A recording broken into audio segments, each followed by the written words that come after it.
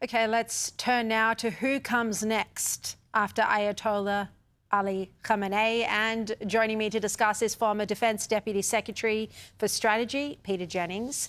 Peter, thanks for your time. Look, talk us through the possible successes and how this process plays out.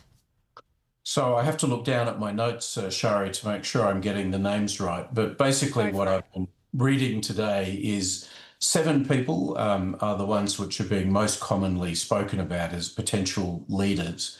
I'm going to think of this group as the Sinister Seven because none of them sound particularly good to me.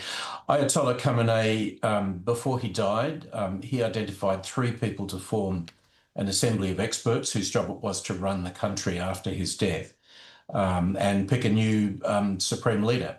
And they are the Chief Justice Mohseni Iji, who is nominally governing right now. This is a guy, Sharri, who was actually responsible for presiding over a significant number of the executions of protesters, which took place in January, in February. So he's the nominal lead.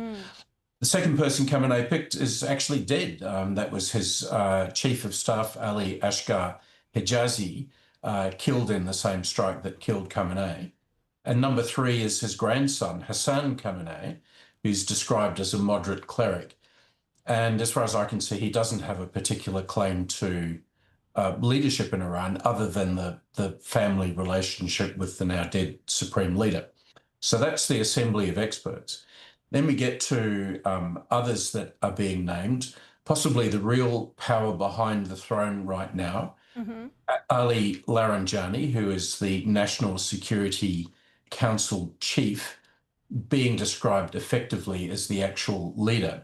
And I saw some film of him in discussion today with the actual president of Iran, Masoud Pezeshkian, who looked like a dead man walking. He looked like an individual who had foreseen his own death, Sharri, and not particularly a strong figure, always regarded as a moderate in the Iranian context.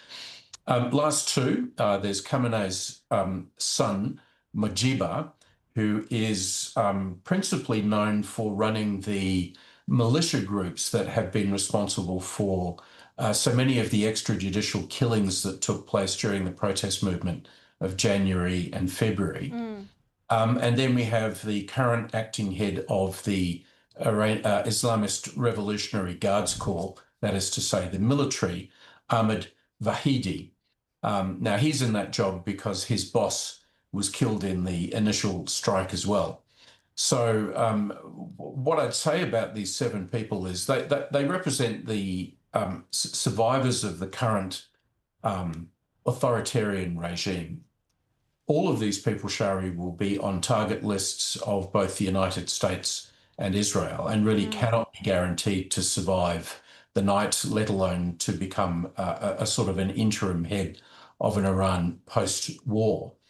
And I think the final name that's probably worth mentioning is Reza Pahlavi, who is the son of the original Shah of Iran. Pahlavi was overseas when the Iranian Revolution took place in 1979. He was actually receiving Air Force training at the time.